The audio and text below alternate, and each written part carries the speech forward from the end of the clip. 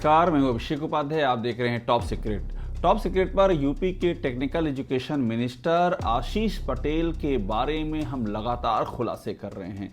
हम खुलासे कर रहे हैं कि किस तरह से उनके अपने विभाग में आरक्षण के नियमों की धज्जियां उड़ गई, किस तरह से 50 करोड़ हर साल के घालमेल की खबर, और ये खुद बीजेपी की अपनी विधायक ने सीएम को चिट्ठी लिख दी। आखिरकार यहाँ हो क्या रहा है?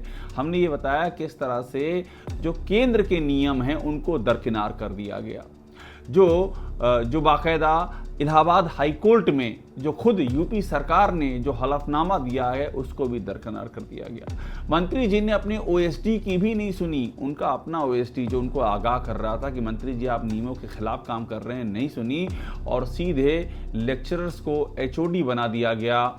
जिनकी पे ग्रेड 5400 थी वो सीधे 9000 कर दी गई, जो इतिहास में शायद कभी नहीं हुआ होगा।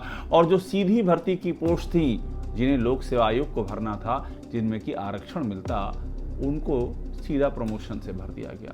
बड़ा आरोप लगा, बड़ा कोहराम मचा। टॉप सीक्रेट की खबर पर भूचाल आ गया उत्तर प्रदेश की राजनीति में। और अब आपको एक और खुलासा हम करने जा रहे हैं कि ये आशीष पटेल के मंत्रालय में हो क्या रहा है। कहीं कहते हैं कि हम पुराने नियमों से नौकरियां देंगे, कहीं कहते हैं नए नियमों से देंगे। अभी जो एचओडी वाली भर्ती जिसका भी मैं आपसे जिक्र कर रहा था, उसमें कहा गया कि तो पुराने नियमों से हम कर रहे हैं। चूंकि नए नियम जो आए हैं, मैं आपकी जानकारी बता दूं, नए नियम आए हैं all India council for technical education, जो भारत सरकार की तकनीकी शिक्षा की सर्वोच्च संस्था है, उसने 2019 से नए नियम लागू कर दिए हैं। तो ऐसे में जो भर्ती करनी चाहिए थी वो तो नए नियम से करनी चाहिए थी आशीष पटेल के मंत्रालय को। एचओडी वाली बात जो मैं कर रहा हूँ, लेकिन उसे किया गया पुराने वाले से। और अब जो मामला आपके सामने रख रहा हूँ ये और भी दिलचस्प है। ये है लाइब्रेरियन, जो पुस्तकालय अध्यक्ष होते हैं।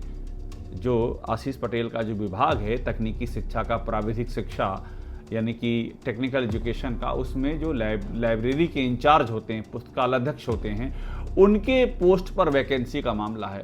अब ये सोचिए, इस वैकेंसी को इनका विभाग कह रहा है इसको हम नए नियमों से भरेंगे, और वो तब कह रहा है जब इसमें बाकायदा सिलेक्शन हो चुके हैं, पहले हो चुके हैं। अब कह रहे हैं इसको नए नियमों से भरेंगे। और जो एचओडी का प्रमोशन किया है वो अब किया है, अब जाकर के 2024 में 9 दिसंबर 2024 को, और उसको कर दिया है पुराने नियमों से। ये क्या गोलमाल है, किसी को समझ में नहीं आ रहा है। अब देखिए हुआ क्या है। ये जो पुस्तकालय अध्यक्ष पद के लिए ये जो सफल अभ्यर्थी, इन्होंने 2016 में निकला था विज्ञापन, तो उन्होंने अप्लाई कर दिया। 2016 में इन्होंने अप्लाई किया और 10 दिसंबर 2021 को अंतिम परिणाम आ गया, सिलेक्शन हो गया। सिलेक्शन होने के बाद इनकी नौकरी रोक दी गई। क्यों रोक दी गई? क्योंकि ये कहा गया कि भाई एआईसीटीई ने, वही जो मैं आपको बता रहा था कि जो केंद्र सरकार की सर्वोच्च तकनीकी बॉडी होती है, उसने 2019 में नियम चेंज कर दिए हैं। उसने ये कहा है कि अब नए नियम लागू होंगे। तो जो मामला 2016 के विज्ञापन का था, सोचिए 2016 में विज्ञापन निकला, 2021 में नौकरी मिल गई, उसको रोक दिया गया, ये कहते हुए कि एआईसीटीई ने नए नियम ला दिए हैं। जबकि आपको पता होगा अभी हाल ही में सुप्रीम कोर्ट का आदेश है कि आप विज्ञापन हो जाने के बाद बीच में खेल के नियम नहीं बदल सकते हैं। अगर विज्ञापन में कोई बात लिखी गई थी तो वही बात लागू होगी, आप बदल नहीं सकते हैं। लेकिन यहाँ पर बदल दिए गए, और इधर तो इनके नियम बदल दिए गए। उसके बाद ये अभ्यर्थी हाईकोर्ट में गए। इलाहाबाद हाईकोर्ट ने इनको राहत दी। इलाहाबाद हाईकोर्ट ने इस मामले में ऑर्डर दिया। इलाहाबाद हाईकोर्ट ने 5 दिसंबर 2022 के अपने आदेश में साफ कहा कि 1 महीने के अंदर इनको नियुक्ति दे दी जाए। 5 दिसंबर 2022, 2 साल पहले की बात है।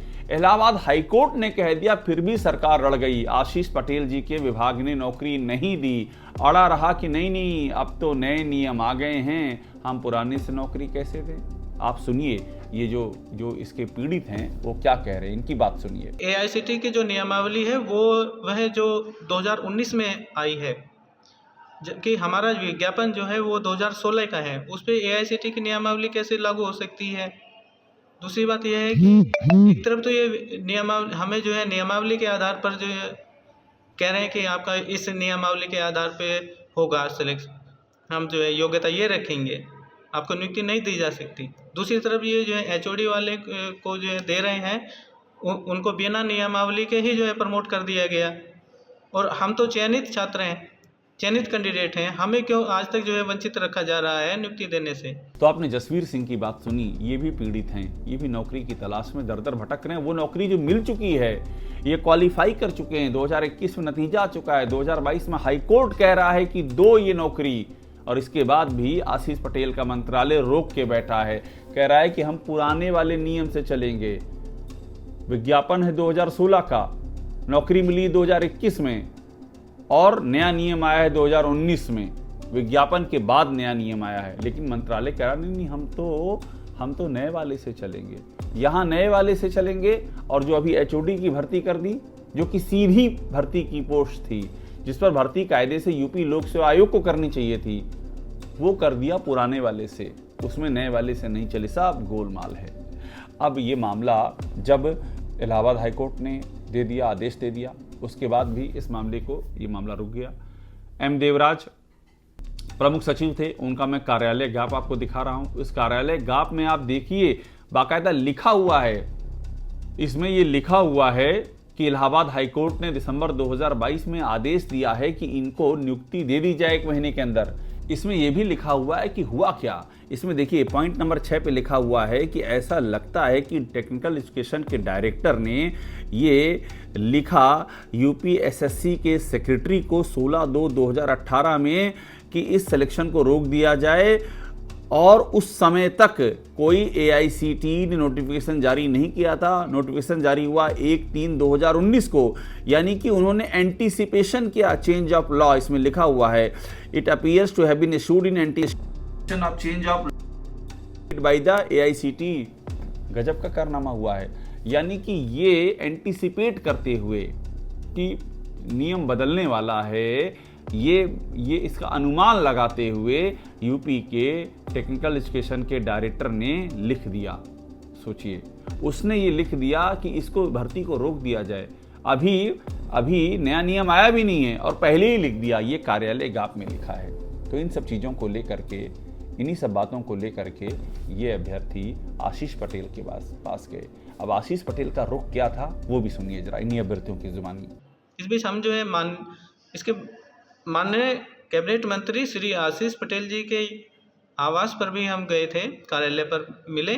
कार्यालय पर मिलने के बाद उन्होंने हमें जो है केवल आश्वासन दिया कि आपकी नियुक्ति कराई जाएगी, लेकिन आज तक हमें लटकाया जा रहा है, हमें जो है नियुक्ति नहीं दी जा रही है।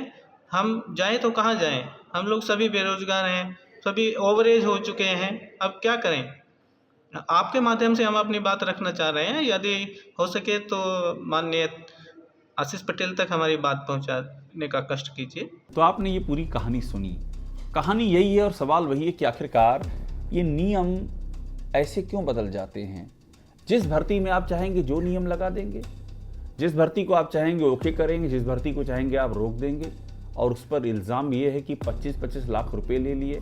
ये इल्ज़ाम लगा रही हैं पल्लवी पटेल, समाजवादी पार्टी की विधायक, खुद जो साली हैं आशीष पटेल की, और बीजेपी की विधायक मीनाक्षी सिंह ने तो कह दिया कि 50 करोड़ प्रति वर्ष का उन्होंने कह दिया कि ये गड़बड़ झाला है। ये कितनी बड़ी बात है। और ऐसे में सवाल ये है कि इस पर एक्शन क्यों नहीं हो रहा है और इन प्रतियोगियों को इनके हिस्से का इंसाफ क्यों नहीं मिल रहा है। तो ओवर एज हो चुके हैं, जिम्मेदारी कौन लेगा इनके करियर के खत्म होने की, और आशीष पटेल की जिम्मेदारी आखिरकार कब तय की जाएगी।